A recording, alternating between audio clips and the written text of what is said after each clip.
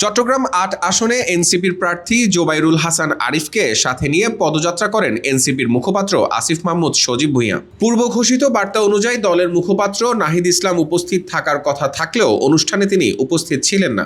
এদিকে বেলা ১১টায় অনুষ্ঠান শুরু হওয়ার কথা থাকলেও দুপুর ২টা ২০ মিনিটে আনুষ্ঠানিকভাবে শুরু হয় তাদের পদযাত্রা। বিএনপি কেন্দ্র দখল করে ভোট দেওয়ার পায়তারা করছে। এছাড়াও দুর্নীতিতে জর্জরিত হয়ে ফ্যামিলি কার্ড বাস্তবায়ন করা সম্ভব নয় বলে মন্তব্য করেন যুবশক্তির আহ্বায়ক তরিকুল ইসলাম। তারা যদি বলে আমরা ঘরে ঘরে ৪ কোটি মানুষকে ফ্যামিলি কার্ড দিব, এই কথা হলো ভূতের মুখের আমরা। বিএনপির দ্বারা বাংলাদেশের মধ্যে কোনো ফ্যামিলি কার্ড বাস্তবায়ন করা সম্ভব নয়।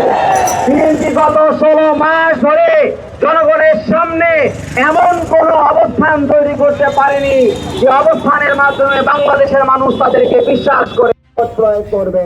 বিএনপির নানা ধরনের সমালোচনার পাশাপাশি বিভিন্ন প্রার্থীদের নিয়ে মন্তব্য করেন ৮ আসনের এনসিপির প্রার্থী আরিফ। তিনি বলেন, চট্টগ্রাম ১৪ আসনে চন্দনাইশ থেকে যাকে এমপি প্রার্থী করা হয়েছে তিনি পূর্বে আওয়ামী লীগের এমপি প্রার্থী ছিলেন।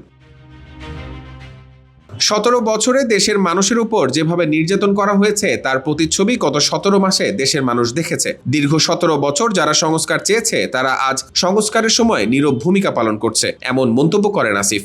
একটি রাজনৈতিক দল বিগত ১৭ বছর সংস্কারের কথা বলে আসছে, কিন্তু যখন সংস্কারের সময় এসেছে তখন তাদের আওয়াজ বন্ধ হয়ে গেছে। সকালে আসিফ মাহমুদ সহ দলের অন্যান্যরা শহীদ ওমরের কবর জিয়ারত করেন। পরে বোয়ালখালীর ফুলতলিতে পদযাত্রার আগে শহীদ ওমরের মা রুবি আক্তার বলেন, স্থানীয় ভোটই মুখ্য, আসনটি ওপেন রাখা উচিত। এদিকে নেতাদের বক্তব্য শেষ হওয়ার পর উত্তেজিত হতে দেখা যায় যুবশক্তির কেন্দ্রীয় সংগঠক টিপু সুলতানকে। তার অভিযোগ, ১০ দলীয় জোট হলেও সেই আসনে জামাতের প্রার্থী বা কোনো নেতাকর্মীকে পদযাত্রায় দেখা যায়নি।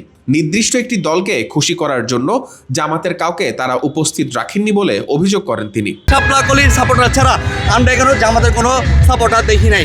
আমরা যদি জামাতের সাপোর্টার দেখতাম, আমরা যদি 10 দলীয় সাপোর্টার দেখতাম, এখানে লোকের লগানো হয়ে যেত। কিন্তু আমরা দেখেছি স্ক্রিপ্টেড বক্তব্য দিয়ে এখানে কাদেরকে খুশি করতে কারা এসেছে আমরা সারা তীব্র নিন্দা জানাই। মাহমুদ ফাহিম, আমার দেশ, চট্টগ্রাম।